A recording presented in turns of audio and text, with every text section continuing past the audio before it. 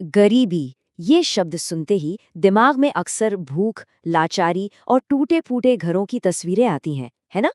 लेकिन क्या गरीबी सिर्फ इतनी ही है? आज हम जरा और गहराई में उतरेंगे और गरीबी के उन पहलुओं को जानेंगे जिनका सीधा ताल्लुक हमारे दिमाग और यहाँ तक कि पूरी इंसानियत के भविष्य से है। तो चलिए एक बहुत ही बुनियादी सवाल से शुरू करते हैं। क्या हो अगर गरीबी को खत्म करने का रास्ता सिर्फ पैसा, खाना या घर देने से होकर नहीं गुजरता? क्या हो अगर इसका हल कहीं और, बहुत ज्यादा गहराई में छिपा हो? आज की हमारी पूरी बातचीत इसी एक सवाल के इर्द गिर्द घूमेगी। देखिए, आमतौर पर हम सब गरीबी को ऐसे ही समझते हैं कि भाई जिसके पास खाना नहीं है, साफ पानी नहीं है, सिर पर छत नहीं है या पैसे नहीं है, वो गरीब है। और ये सच भी है, लेकिन ये कहानी का सिर्फ एक हिस्सा है, पूरी कहानी नहीं। अब जरा इस आंकड़े पर गौर कीजिए। रिसर्च ये बताती है कि जो लोग बहुत कम कमाते हैं, उनमें डिप्रेशन और एंग्जाइटी यानी तनाव और घबराहट होने का खतरा 1.5 से 3 गुना तक ज्यादा होता है। सोचिए, 1.5 से 3 गुना। ये सिर्फ एक इत्तेफाक नहीं हो सकता। ये साफ साफ इशारा है गरीबी और हमारे दिमाग के बीच एक बहुत गहरे और खतरनाक कनेक्शन की तरफ। और बस यहीं से हम अपने सबसे पहले और बड़े पॉइंट पर आते हैं, गरीबी का दिमागी पहलू। ये एक ऐसा दुष्चक्र है, एक ऐसा विशिष्ट साइकिल जिसे समझना बहुत ज्यादा जरूरी है। अमेरिका की जानी मानी यूनिवर्सिटी MIT की एक स्टडी ये बताती है कि गरीबी और दिमागी सेहत के बीच एक टू वे ट्रैफिक जैसा रिश्ता है। मतलब ऐसा नहीं है कि ये दोनों बस साथ साथ चलते हैं। नहीं, ये असल में एक दूसरे को पैदा करते हैं। गरीबी दिमागी परेशानियों को जन्म देती है और फिर वही दिमागी परेशानियां इंसान को और ज्यादा गरीब बनाती हैं। जैसा कि आप इस तस्वीर में देख सकते हैं, ये बिल्कुल एक गोल चक्कर की तरह है। एक तरफ से गरीबी दिमाग पर असर डालती है और दूसरी तरफ से खराब दिमागी सेहत गरीबी से बाहर निकलने के सारे रास्ते बंद कर देती है। ये एक ऐसा जाल है जिससे निकलना बहुत मुश्किल हो जाता है। चलिए जरा और आसानी से समझते हैं कि ये चक्कर चलता कैसे। तो सबसे पहले ये देखते हैं कि गरीबी हमारे दिमाग को बीमार कैसे करती है। सोचिए, हर रोज ये चिंता कि कल का खाना मिलेगा या नहीं, रहने की जगह ठीक न होने का स्ट्रेस, बचपन में सही खाना और माहौल न मिलना, और ऊपर से हिंसा या किसी बुरे हादसे का डर, ये सारी चीजें मिलकर किसी के भी दिमाग पर बहुत बुरा असर डाल सकती। ये लाइन बहुत गहरी है। इसका मतलब है कि जब कोई इंसान हर पल सिर्फ अपनी बेसिक ज़रूरतों को पूरा करने की जद्दोजहद में लगा रहता है, तो उसके दिमाग की सारी एनर्जी उसी में ख़त्म हो जाती है।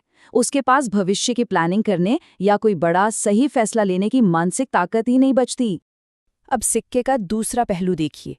अगर किसी की मेंटल हेल्थ ठीक नहीं है, तो जाहिर है वो अपने काम पर ठीक से फोकस नहीं कर पाएगा, पैसे रुपए से जुड़े गलत फैसले ले सकता है, कुछ नया सीखने में उसका मन नहीं लगेगा। और हमारा समाज भी ऐसे लोगों को कई बार अलग थलग कर देता है। नतीजा, वो इंसान गरीबी में और धंसता चला जाता है। तो इस पूरे चक्र को, इस दलदल को ही मनोवैज्ञानिक गरीबी का जाल या साइकोलॉजिकल पॉवर्टी ट्रैप कहते हैं। ये एक ऐसी स्थिति है जहां गरीबी और खराब दिमागी सेहत एक दूसरे का हाथ पकड़कर इंसान को नीचे खींचते रहते हैं और उसका बाहर निकलना लगभग नामुमकिन बना देते हैं।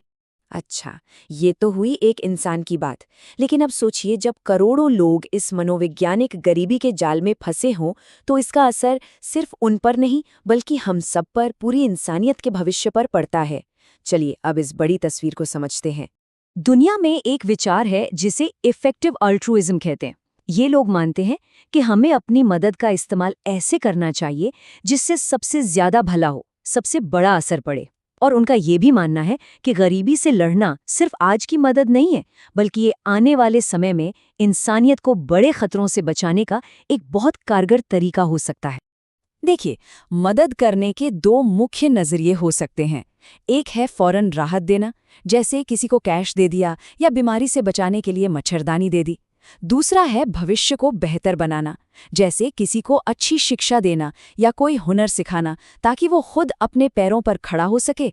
एक आज का दर्द कम करता है तो दूसरा आने वाले कल को सुरक्षित बनाता है। ये सवाल हमें एक बार रुककर सोचने पर मजबूर करता है। क्या ऐसा हो सकता है कि गरीबी से लड़ाई असल में आने वाली पीढ़ियों को किसी बड़े खतरे से बचाने का सबसे अच्छा तरीका हो? तो आखिर गरीबी मिटाने से भविष्य कैसे सुरक्षित होता है? जवाब छिपा है इंसानी क्षमता में। जब हम गरीबी से लड़ते हैं तो हम असल में दुनिया के सबसे कीमती खजाने यानी इंसानों पर इन्वेस्ट कर रहे होते हैं, उनकी छिपी हुई काबिलियत को बाहर लाने का मौका दे रहे होते हैं। गिव वेल नाम की संस्था के सह संस्थापक होल्डन कार्नोफ्स्की की ये लाइन पूरी बात को बहुत अच्छे से समझाती है।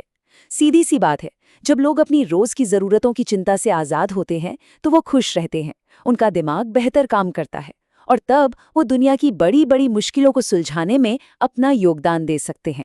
तो अब सोच बदल रही है। दुनिया के गरीब लोगों को सिर्फ बेचारों की तरह नहीं देखा जा रहा, बल्कि उन्हें एक ऐसे अनमोल टैलेंट पूल की तरह देखा जा रहा है जिसका इस्तेमाल अब तक हुआ ही नहीं है। सोचिए, दुनिया का अगला आइंस्टाइन या अगली मैरी क्यूरी शायद कहीं गरीबी की वजह से अपनी काबिलियत को पहचान ही न पा रहा हो। अब इस सोच को हकीकत में बदलने के लिए एक टूल बनाया गया है जिसका नाम है BIP फ्रेमवर्क। BIP का मतलब है B से बेनेवलेंस यानी भलाई की नीयत, I से इंटेलिजेंस यानी समझदारी और P से पावर यानी ताकत, और इसी क्रम में इन्हें बढ़ाना है। चलिए इसे बहुत ही आसान भाषा में समझते हैं।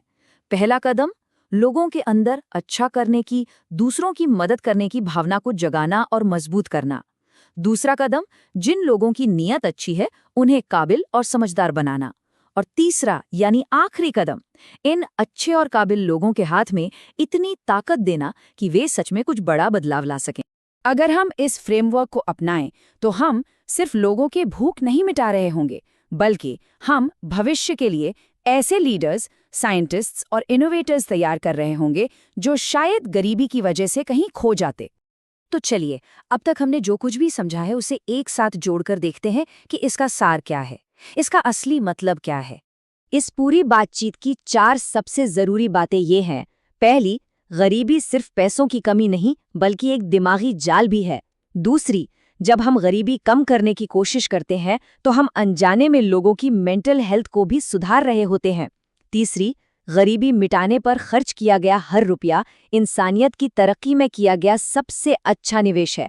और चौथी, अगर हम सही तरीके से विकास करें तो हम अपने भविष्य को भी सुरक्षित कर सकते हैं। MIT की रिसर्च की ये लाइन आज के समय में और भी ज्यादा मायने रखती है। दिमागी सेहत पर ध्यान देना, खासकर गरीबी में जी रहे लोगों की दिमागी सेहत पर, अब कोई विकल्प नहीं है, बल्कि ये हमारी सबसे बड़ी जरूरतों में से एक बन गया है। और अंत में मैं आपके सोचने के लिए एक सवाल छोड़ के जा रहा हूं। एक बेहतर भविष्य बनाने के लिए हमें क्या करना चाहिए? क्या हमें लोगों के लिए सिर्फ एक सेफ्टी नेट यानी सुरक्षा का जाल बनाना चाहिए जो उन्हें गिरने से बचा ले, या फिर हमें उनके लिए एक स्प्रिंग बोर्ड तैयार करना चाहिए जो उन्हें ऊंची से ऊंची छलांग लगाने का मौका दे? इस पर सोचिएगा जरूर।